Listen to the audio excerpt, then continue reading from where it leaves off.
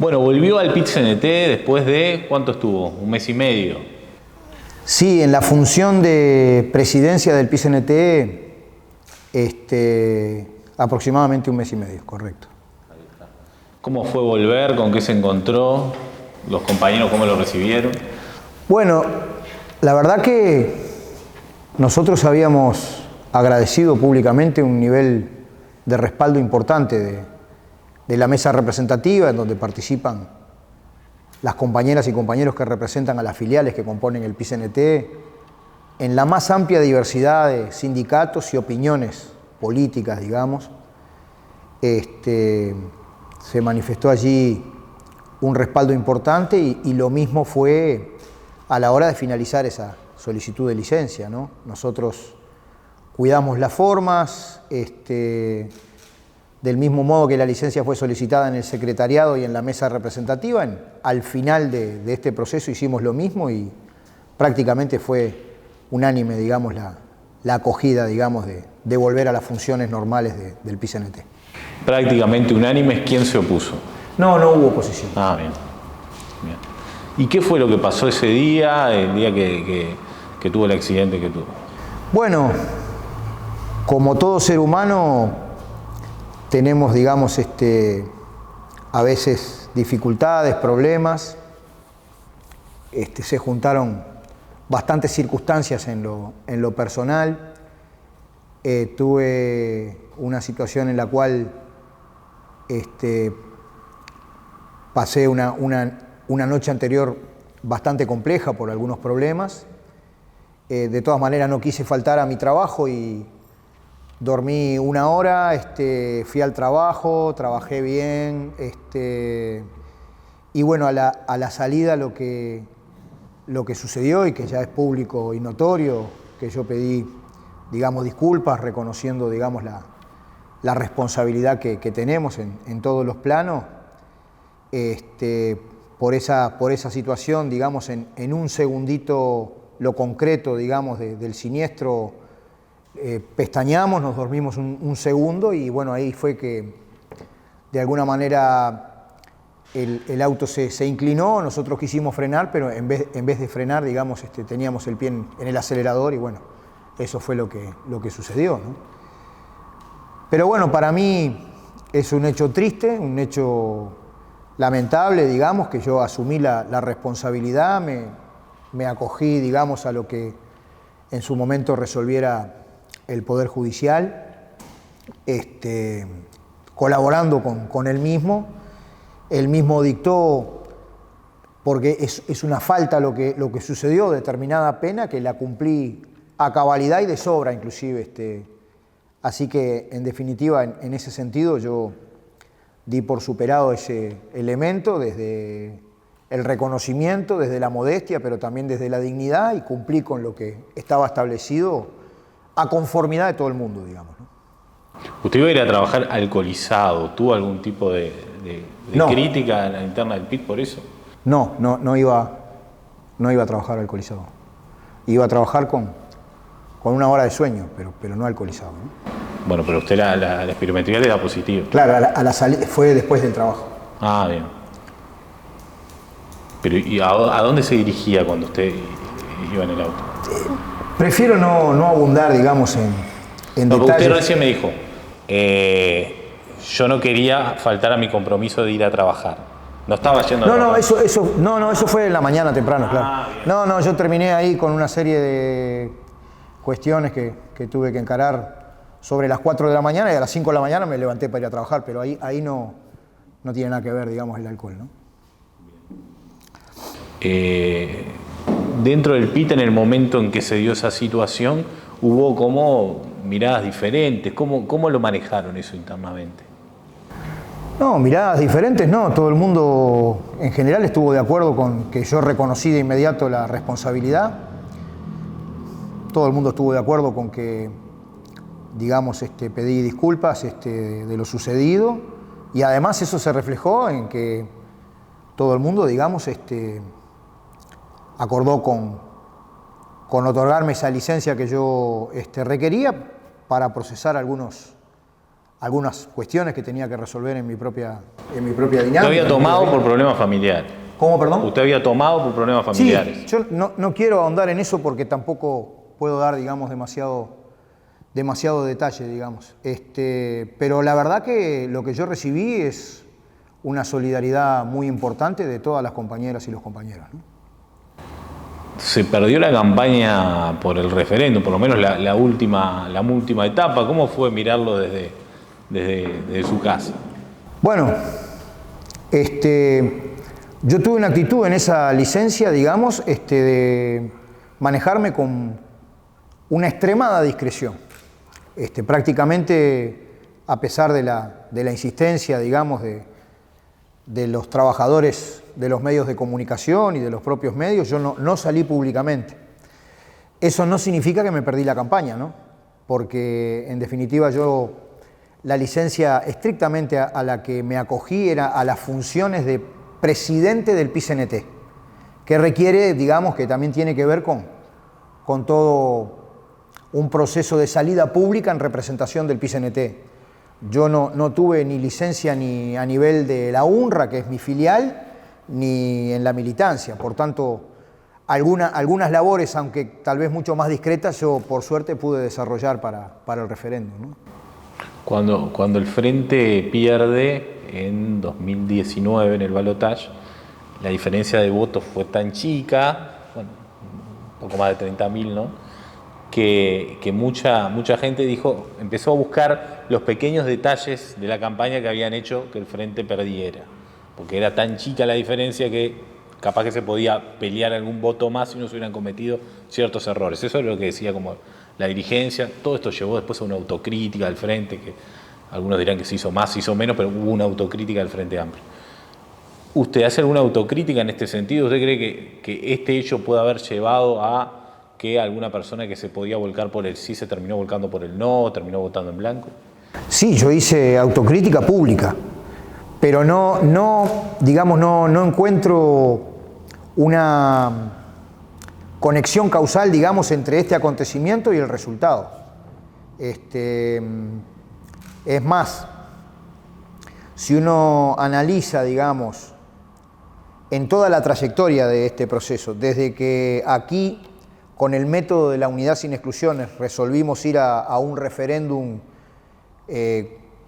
contra la ley de urgente consideración, total o parcialmente, digamos, el inicio de este proceso y el resultado final el 27 de marzo, la perspectiva nuestra no hizo otra cosa que crecer. Está avalado, digamos, si uno mira las encuestas antes de que se iniciara toda la campaña, en el transcurso. Por tanto, sí, yo tuve una actitud sumamente autocrítica en la práctica, digamos, pero no encuentro una conexión entre el resultado y este evento, ¿no? ¿Tuvo que hacer trabajo comunitario? ¿Cómo fue esa experiencia? La verdad que me acogí de buena gana a la resolución del Poder Judicial, y me encontré, yo ya lo conocía, pero obviamente de visitarlo, me encontré ahí en el Museo de la Memoria con un ambiente de trabajo muy bueno, y estoy sumamente satisfecho, digamos, que lo que yo hice allí en ese trabajo comunitario es de utilidad para el Museo de la Memoria y para la sociedad. La verdad que recibí toda la colaboración de las autoridades, de los propios trabajadores, inclusive en general el trabajo lo hice yo, pero en algunos casos para otra gente que estaba también haciendo trabajo comunitario, en algunos otros casos venían a donde yo estaba trabajando y bueno, yo les explicaba qué estaba haciendo, cómo lo estaba haciendo, cómo me manejé allí para tomar a medida las varillas de acero que me habían dado como insumo. ¿Qué fue puntualmente la tarea? Y a nosotros nos dieron un conjunto de varillas de acero y la convertimos en un bicicletero que está instalado ahí mismo en la entrada del Museo de la Memoria. ¿Y usted eligió el Museo de la Memoria o fue en acuerdo? No, de ninguna manera. Hubo inclusive un comunicado público el departamento, digamos, del Ministerio del Interior, que se encarga de repartir a dónde es que van a hacer trabajo comunitario los que la justicia resuelve, el Poder Judicial resuelve que vayan. Y fue una decisión adoptada estrictamente por ese ámbito, ¿no? Es decir, nosotros no tuvimos participación al respecto, aunque también dije públicamente que me quedé satisfecho con que me haya tocado ese lugar. Pero para mí, porque ellos hacen un estudio del perfil de la gente, en fin, y más o menos oficio, a qué se dedican, qué hacen, y a partir de eso es que destinan a la gente a las distintas labores, ¿no? Yo lo que me quedé contento es que esas 30 horas de trabajo comunitario, digamos, fueron para darle una utilidad concreta, ¿no? ¿Cómo vio el resultado del referéndum? ¿Cómo queda parado el PIT-CNT después del triunfo del no el otro día y de que el sí se haya acercado lo que se acercó? Bueno, yo estoy convencido, sin desmedro de otras organizaciones, que el PIT-CNT es abanderado de los intereses, de los derechos de las grandes mayorías nacionales y populares, ¿no? Yo promoví, porque me tocó a mí hacer esa redacción, digamos, un balance de todo ese proceso, en el cual se reconoce abiertamente que no llegamos a los votos para anular 135 artículos de la Ley de Urgente Consideración, por tanto, no estamos ante una victoria, pero hay un conjunto de fenómenos que son significativos. El estado de ánimo que había al principio de que se inició toda esta campaña con respecto al ánimo que hay ahora, el nivel de organización de los sectores populares, el nivel de trabajo en red en cada barrio, en cada lugar de trabajo, digamos, un trabajo en red desde el pie, que es muy importante, y por tanto, si bien no se puede hacer un balance de victoria desde un punto de vista, digamos, de todo lo que tenemos por delante como movimiento obrero, el resultado en ese plano es absolutamente trascendente, ¿no? Yo creo que si uno mira algunos acontecimientos que se dieron en ese transcurso, muchas veces está cuestionada la representatividad del PIT-CNT, sin embargo ganamos holgadamente, digamos, en la elección de aspirantes a ser parte del directorio del Banco de Previsión Social en nombre de los trabajadores. Antes habían eventos selectivos en la educación y en todo ese proceso las listas, los equipos, digamos, que planteó el PIT-CNT fueron absolutamente confirmados. Yo creo que en realidad el PIT-CNT es portador de una estrategia de desarrollo que no está pensada tan siquiera para los asalariados, sino que está pensada para todo aquel que se nutre y que vive de su trabajo. Y yo creo que en este caso en ese plano, hay un balance muy positivo y que lo pone al PIT-CNT en el centro de la vida nacional, ¿no? ¿Y esto es un impulso como para generar más movilizaciones ahora que no está la emergencia sanitaria? ¿Cómo se va a mover el PIT-CNT de ahora en más?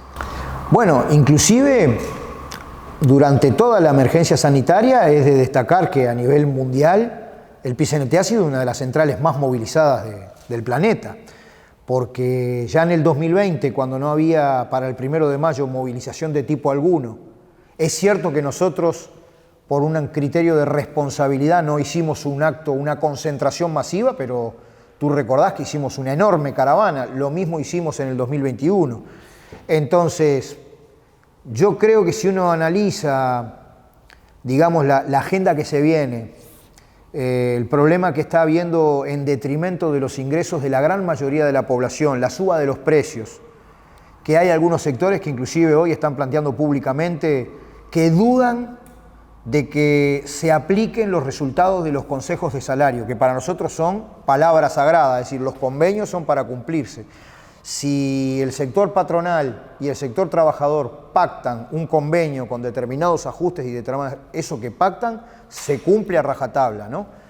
Pero si uno analiza, digamos, que se viene un proyecto de reforma de la seguridad social, que nosotros tenemos todavía muchísimas cosas para concentrarnos en el trabajo de calidad, en defender el salario, yo creo que vamos a meses de importante iniciativa del PIT-CNT. Importante iniciativa, ¿qué quiere decir? Conflictividad. Iniciativa, propuesta, pensamiento, ámbitos de negociación, por ejemplo, para promover trabajo de calidad, y sí, siempre todas esas cosas con un nivel importante de movilización y lucha. Porque en definitiva la historia demuestra que no existe conquista alguna que antes no haya tenido, digamos, un importante nivel de movilización de los trabajadores. ¿Cómo se están preparando para el 1 de mayo? El primero sin emergencia sanitaria desde que arrancó este gobierno. Sí, recién hay una flamante decisión de la mesa representativa bajo la consigna por la unidad de quienes movemos la rueda contra el hambre y la carestía, en defensa del trabajo y el salario y en defensa de la seguridad social. Se está trabajando desde el punto de vista de que haya un 1 de mayo verdaderamente nacional, es decir, con actos importantes, por lo menos, a veces se hacen más inclusive, en cada capital departamental del país, y en el área metropolitana se va a combinar un poquitito lo que hicimos los años anteriores con la posibilidad que nos da que finalizó la pandemia. Es decir, van a haber 3 grandes caravanas que se van a concentrar en la Plaza 1 de Mayo a primera hora de la mañana del primero, una desde el oeste, otra desde el norte y otra desde el este, y luego un acto importante ahí por Avenida del Libertador y La Paz, digamos que es de las avenidas más anchas que hay, para que luzca bien una importante movilización. Yo creo que con el balance que estamos haciendo del proceso del referéndum y con este nivel superior de unidad, movilización de los sectores populares, yo creo que vamos a un 1 de mayo muy masivo, ¿no?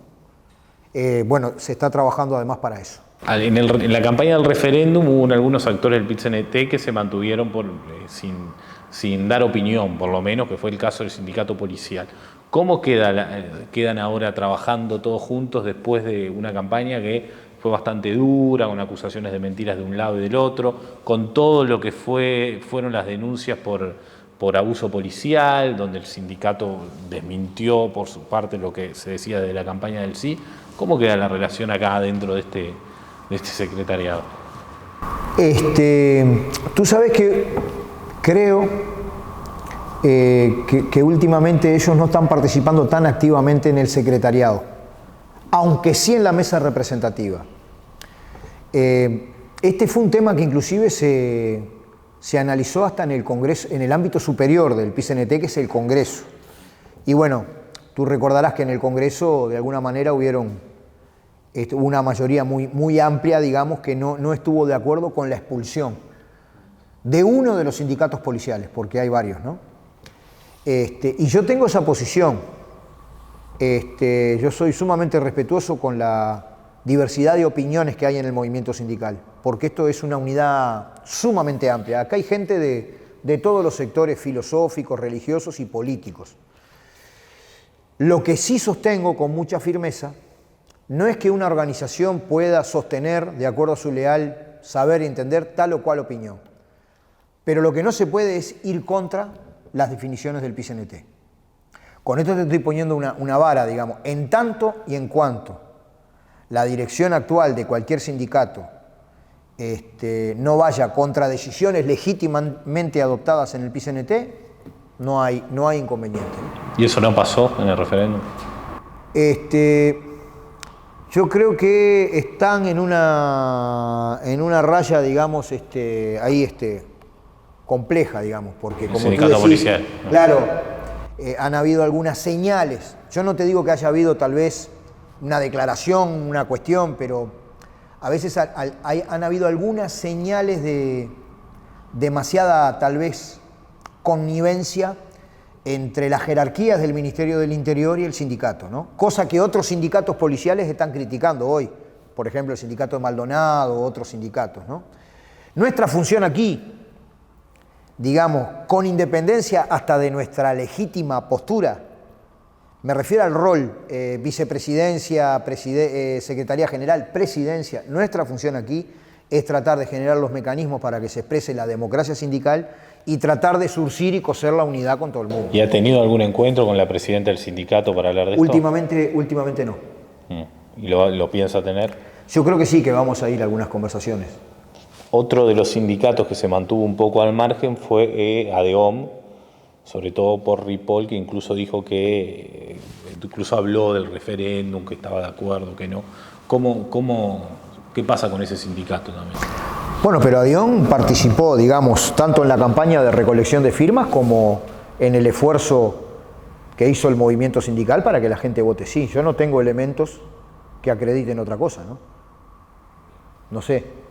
¿Por qué tú me decís lo de Adión? Bueno, Ripoll ha manifestado diferencias con algunas decisiones del secretariado. Sí, pero muchas veces en el debate público a veces hasta aparecen diferencias por los medios de comunicación antes que las mismas se sustancien en los organismos, ¿no? Yo entiendo eso, lo que dice el estatuto, que ninguna filial, también ningún dirigente puede contravenir una decisión cuando se tomó legítimamente. Es decir, hay determinadas formas estatutarias en las cuales aquí se toman las decisiones. Te pongo por ejemplo, se va a un paro con una movilización general, se hace la propuesta, las filiales tienen 15 días para considerarla, luego se resuelve. Es legítimo que las distintas filiales tengan opiniones distintas. Lo que no es legítimo después de resuelto es que alguna filial trabaje en contra, digamos, de esa decisión. Yo en el caso de Adión, sinceramente, no he visto que sucediera eso. Usted me dice que hay como un abanico de pensamiento dentro de los que forman parte del PIT-CNT. Sin embargo, uno entra acá en la sede y abajo hay un cartel enorme que celebra la Revolución Cubana. Quien viene a hablar al acto del 1 de mayo es una representante del movimiento sindical cubano. Ustedes se hace un referéndum y votan junto con el Frente Amplio. Es verdad que el Frente Amplio se sumó después, pero bueno, votan juntos. El expresidente del PIT-CNT ahora es el presidente del Frente Amplio. Es decir, hay un montón de elementos que hacen pensar que alguien del Partido Nacional o del Partido Colorado, de Cabildo Abierto, no se debe sentir muy cómodo dentro de la estructura del PIT-CNT. Sin embargo, hay dirigentes a nivel de las filiales que responden a esas orientaciones, ¿no? Pero te agradezco la pregunta porque es un asunto bien complejo, digamos. El PIT-CNT, que es la unidad en la diversidad de toda la clase trabajadora, y el movimiento sindical uruguayo, que no es solo el PIT-CNT, sino que es una cuestión bastante más compleja, son organizaciones en las cuales se puede estar con independencia de su orientación política, ideológica y religiosa. Es decir, cada uno de los miembros de las filiales, porque en realidad no hay miembros del PIT-CNT, los miembros del PIT-CNT son los sindicatos, ¿no? Pero perfectamente pueden profesar la opinión que quieran. Y el PIT-CNT como tal es una organización sin partido político. No adhiere a tal o cual partido, lo cual no significa que no intervenga en la vida política en defensa de los criterios que se entienden corresponden a la política de la clase obrera, digamos. En ese sentido, en Uruguay hay un movimiento sindical clasista, es decir, y que se pronuncia, porque así está establecido en sus estatutos, además de la lucha por las reivindicaciones inmediatas, llamémosle trabajo y salario, por un programa de soluciones que trasciende a los asalariados. Por eso el programa de la vieja CNT era el programa del Congreso del Pueblo, ni siquiera hay un programa aparte del PIT-CNT. Y además va rumbo a una sociedad sin explotados ni explotadores, por tanto tiene definiciones antiimperialistas y solidarias con la Revolución Cubana, casi que desde el propio proceso en que se desarrolló la unidad, ¿no? Entonces, de alguna manera, si tú decís, bueno, pero aquí pueden haber trabajadores que sean de los partidos tradicionales, sí. Y al mismo tiempo, la central tiene una definición de que en algún momento es bueno que la humanidad se plantee superar el capitalismo, sí, también. Entonces es un poquitito ese doble carácter. Bueno, pero un capitalista no se va a sentir cómodo en una organización que quiere superar el capitalismo. Un capitalista, en tanto emplea fuerza de trabajo, no puede estar en el movimiento sindical. Podrá estar en alguna gremial empresarial, algunas con las cuales podemos tener hasta una buena relación, digamos, si se trata de un pequeño, un microempresario, etcétera. Pero estrictamente en el PIT-CNT y en las filiales entran trabajadores, no solo asalariados, pueden haber trabajadores por la cuenta, pero de alguna manera cuando emplea de manera asalariada a otro trabajador, ya está en una cancha que no es la del movimiento sindical. Es absolutamente legítima, pero no es la cancha del movimiento sindical. ¿Cómo? Digo, el otro día el Ballistas posteó en Twitter una foto en una lápida, lo vio, sí. En una lápida con que decía que el Frente Amplio había muerto a instancias del PIT-CNT, y estaba toda esta idea de que el PIT-CNT es el brazo sindical del Frente Amplio, mientras que el Frente Amplio es el brazo político del PIT-CNT. Sí, el doctor Sanguinetti dice que es al revés, que los niveles de iniciativa, de lucha, salen del PIT-CNT y que el Frente Amplio es el brazo político del PIT-CNT, lo dice en esos términos, ¿no? Ahí está. Y bueno, ¿y qué opinión tiene en este sentido? Es decir, evidentemente, digo, esto demostró que el acercamiento es real y que más o menos van en busca de los mismos intereses las dos organizaciones, la organización política y la sindical. Sí, pero nosotros tomamos la decisión, por ejemplo, de abrir un proceso de acción democrática utilizando la Constitución de la República para cuestionar la ley de urgente consideración. Ni bien esta se aprobó, y el Frente Amplio lo hizo noviembre, diciembre del año en que se aprobó. Hay ahí, digamos, una diferencia muy grande. Y contra quien establezca, digamos, no la idea de familias programáticas comunes, sino la idea de que hay una transmisión mecánica, como una polea de transmisión en la relación partidos de izquierda, movimiento sindical, yo puedo sostener con evidencia práctica que ningún movimiento sindical de América Latina desarrolló tantas acciones y movilizaciones como el PIT-CNT bajo los gobiernos del Frente Amplio. Es decir, si hubiere una adhesión acrítica, hubiera habido un movimiento sindical virtualmente paralizado. Sin embargo, no existe en el continente ninguna central sindical que se haya movilizado tanto como el PIT-CNT bajo gobiernos del Frente Amplio. Bueno, ese es un aspecto, pero también es raro que el presidente de una fuerza del principal de la central de trabajadores termine siendo el presidente ¿eso pasó en algún país de América Latina? Bueno, Lula empezó con los metalúrgicos y fue presidente de la República, ¿no? Pero además, mucha gente que estuvo en la Asociación Rural terminó siendo ministro de Ganadería, Agricultura y Pesca. Ahí también hay de alguna manera una estigmatización. Yo no digo que eso no exista, pero esto sí existe también. Sí, los trabajadores tienen derecho a asumir sus posiciones políticas, ¿no? Yo sería el menos indicado de sostener que la clase trabajadora no debe intervenir en la vida política nacional. Lo que pasa es que siempre se cuestiona cuando un trabajador asume un rol importante desde el punto de vista de la arena política y no se ven las múltiples conexiones que tiene el gran poder económico con los partidos de derecha, ¿no? Al final de cuentas, capaz que la conclusión es esa, que los sectores sociales, las clases sociales, asumen identidades políticas, digamos. Pero eso no significa que haya una polea de transmisión, porque si nosotros tenemos que tener una diferencia con la dirección del Frente Amplio, o si hoy o mañana hay un gobierno del Frente Amplio que se aleja, digamos, de los postulados de una estrategia de desarrollo que implique el bienestar social, y nosotros vamos a estar tan movilizados como en cualquier otra circunstancia, ¿no? ¿Cómo queda ahora la relación con el gobierno? El PIT venía manteniendo un diálogo correcto, ¿no? El Frente Amplio no tanto, al principio le costó un poco más, pero el PIT venía manteniendo un buen diálogo con el ministro Mieres o con Delgado. ¿Cómo queda ahora el diálogo entre las dos fuerzas después de una campaña que fue tan virulenta a veces? Bueno, mirá, yo he conversado con el ministro de Trabajo y esta semana va a haber una reunión, porque me parece, capaz que de manera diferente, ¿no? Pero el Poder Ejecutivo está preocupado por la cuestión de cómo impacta la cuestión de la carestía en el salario, y para nosotros hay un proceso de depredación salarial por esta suba de precios que lo vamos a querer conversar. Por tanto, vamos a tener durante esta semana alguna conversación para plantear esas cuestiones, ¿no? Así que yo entiendo que el diálogo es absolutamente fluido.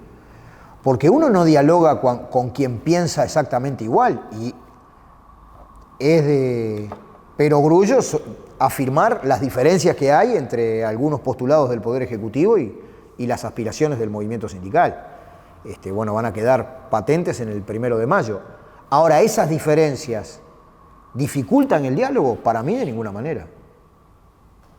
Nos reunimos las veces que sea necesario, y es más, hay un nivel de sumo respeto, digamos, en las reuniones, en la relación, en todo lo que tiene que ver con lo laboral, muchas veces desde la diferencia, pero en un nivel de respeto que es admirable a nivel general.